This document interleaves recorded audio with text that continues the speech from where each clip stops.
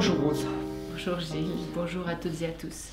Alors, le deuxième commandement qui dit tu ne feras pas d'idole, tu ne feras pas de représentation ni sur le ciel, ni sur la terre, ni sous la terre. Enfin bref, tu ne fais pas de représentation de ton Dieu. Ouais, tout de suite, moi, le mot idole, j'ai l'impression d'être comme ça, puis de vénérer quelque chose qui est bien au-dessus de moi. Voilà, c'est ça. C'est comme si je mettais quelque chose au-dessus de moi qui est tellement plus grand, tellement plus inaccessible. Voilà, une idole. Et je me prosterne et j'attends que cette énergie me sauve. Voilà, je le vois comme ça, moi. Et puis on a fait bien sûr, l'humain a fait plein. Et bien que le texte dit de ne pas en faire, même dans le bouddhisme on en fait, partout on fait des représentations, et on fait même de l'iconographie, hein, c'est-à-dire il y a des gens qui étaient passionnés par ça, toujours, pour faire des représentations très belles, la plus belle possible, la plus évocatrice, la peinture, etc. Alors est-ce qu'on pas faire d'idole, ça veut dire ne pas représenter Dieu, c'est ça? Oui. Est-ce qu'on peut représenter quand même le Fils de Dieu? C'est une question. Oui, on peut. Mais oui. Ouais, par exemple, si tu veux me faire en photo, moi. Mais vu que. Oui. Alors, tu vois, c'est quand même pas pareil. C'est pas pareil. Pourquoi est-ce que le commandement dit de ne pas faire d'idole, de ne pas idolâtrer? Alors, vous connaissez l'épisode du veau d'or. Hein, de ne pas idolâtrer, par exemple, l'argent, ou de ne pas idolâtrer une personne, un gourou, un chef d'État, un pape, je ne sais pas quoi. Donc là, tout ce que tu cites, en fait, c'est dans la matière, c'est dans l'avoir. Avoir une idole, c'est avoir une représentation ou une image qu'on plaque sur quelqu'un, en fait. Oui, en fait, c'est ce qui est banni. Et on va expliquer pourquoi, c'est de faire une représentation figée dans un espace et un temps. Parce que le divin ne peut pas être représenté par une forme, donc par un espace, et il ne peut pas être représenté à un moment donné pour toujours. Il ne peut pas être représenté dans un temps. Oui, sinon on bloque la vie, on dit que la vie, elle est comme ça, c'est parfait aujourd'hui, ne bougeons plus, on arrête la planète, elle ne tourne plus, on arrête les plantes qui poussent, qui changent en permanence, on arrête de respirer parce que là, on est dans un temps idéal, divin, et donc il faut tout arrêter. Oui, c'est d'ailleurs pour ça que, pour donner un exemple simple, si on reprend les représentations du Fils, puisque tu parlais de ça, le Christ, qui est un juif, qui a vécu à Jérusalem il y a 2000 ans, donc probablement il était un peu mat, voire carrément bronzé. On le représente maintenant avec des cheveux longs, une barbe et puis blond aux yeux bleus. On voit bien qu'il y a un truc qui ne colle pas quoi, dans la représentation de cette icône ou de cet idéal. Ouais, il y a un truc qui ne va pas. On ne peut pas figer une représentation comme ça dans un corps. D'abord, après, pourquoi un homme et pas une femme? Bon, etc. Il y a un truc qui ne va pas coller longtemps parce que, effectivement, le divin, lui, n'a pas d'espace et pas de temps. Et donc, c'est la phrase de Bouddha qui dit « Rien n'est éternel, sinon le changement ». Comment voulez-vous représenter le changement dans une forme et dans un temps et dans une époque? Ouais, on l'a vu dans un précédent commandement, ne pas figer. Notre création, c'est le symbole, c'est la représentation du divin qui crée à travers nous. Et donc la création évolue avec le temps, avec la conscience. Tout ce qu'on fait aujourd'hui, tout ce qu'on imagine aujourd'hui, tout ce qui se manifeste aujourd'hui, ça n'a rien à voir avec ce qui se manifestait il y a 100 ans, il y a 1000 ans. Il y a une évolution dans le temps qui fait que le divin ne peut pas être figé, il évolue, on appelle ça le dieu du temps. Oui. Et ce dieu du temps, il ne peut pas être stoppé. C'est un grand mystique iranien, Elahi, je crois qu'il s'appelle, qui a parlé du dieu du temps, et c'est génial ce qu'il a dit parce que il dit le dieu d'il y a 2000 ans, peut-être qu'on pouvait le vénérer dans des monastères, mais le dieu actuel, il faut le travailler à l'usine parce que l'époque actuelle, on est dans le social, on est dans la société civile. Dans le collectif. On est dans le collectif et donc on doit le travailler dans les banlieues, dans la société civile.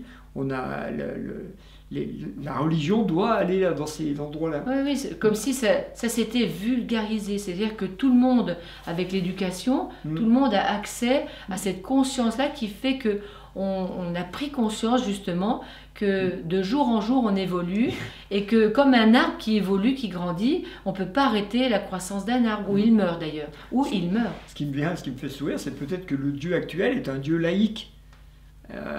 Ça fait réfléchir, si le Dieu actuel est un Dieu laïque, le débat religieux du coup, de la religion, c'est-à-dire qui relie dans l'étymologie, on va aller le chercher dans le monde laïque, le monde social, et pas dans les monastères au fin fond du désert. Voilà, c'est peut-être plus dans le collectif, ce qui a l'air d'émerger dans cette période un petit peu lourde et trouble, tous les collectifs qui se créent pour créer du nouveau. Et là, si on peut imaginer que l'énergie du créateur se manifeste à travers nous, c'est pas à travers une personne, c'est à travers des groupes de personnes qui sont inspirées pour créer le nouveau monde qui va pouvoir aider notre espèce humaine à dépasser ce cap difficile. Parce que c'est un cap difficile, voilà. Oui. Sortir d'une coquille, en fait.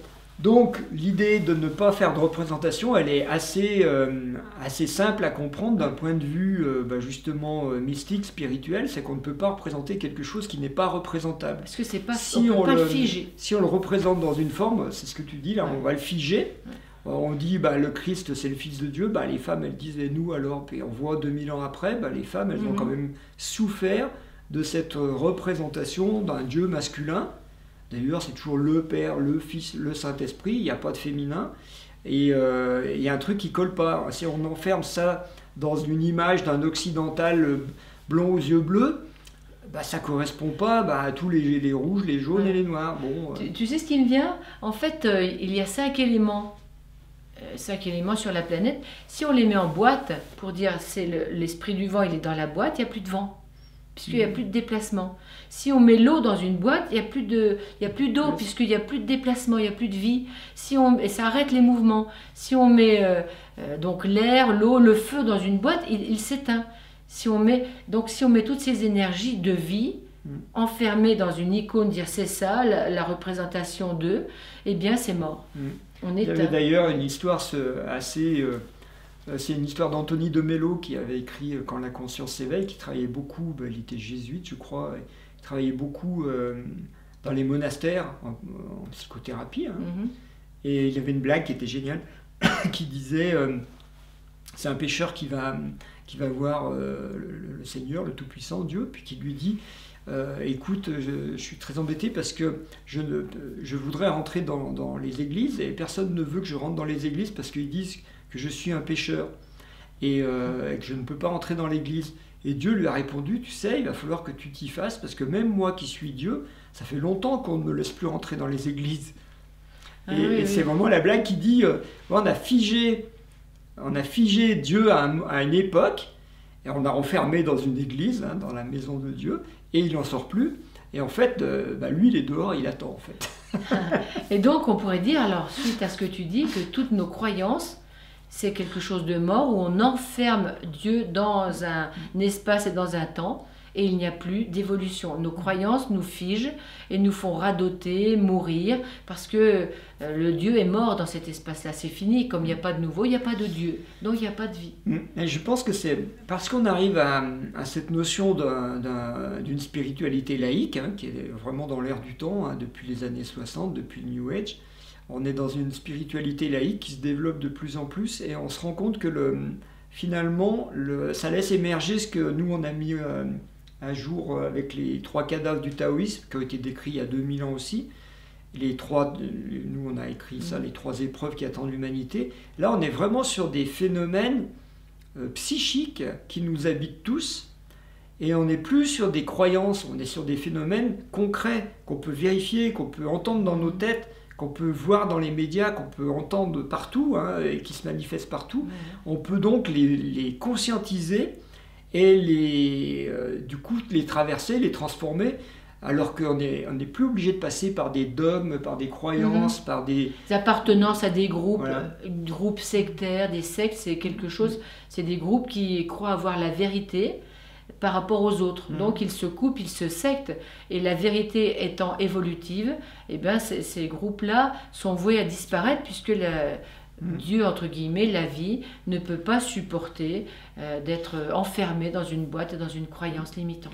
Bon, le danger de l'époque actuelle, c'est plutôt d'avoir déifié le veau d'or, le CAC 40 et tout ça. L'argent, c'est l'avoir. l'argent qui... L'avoir. C'est pour ça aussi qu'on avait écrit sexe, pouvoir, argent, parce que les notions de ces trois domaines-là, qui sont des reflets des trois épreuves, en fait, sont vraiment nos représentations, nos icônes actuelles dont il faut se méfier, parce qu'on est en train d'enfermer la vie dans ces trucs-là, alors que la vie, elle s'en fout complètement de ça.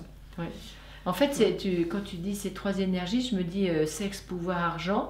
En fait, on les place au mauvais endroit. On les place dans le mental et on devrait, ces énergies-là, s'en servir au niveau de l'âme et du corps pour créer. Oui, et on s'en sert mal. De ce que tu as dit, le mouvement. Oui, l'énergie, c'est du mouvement, ça devrait circuler, tout ça.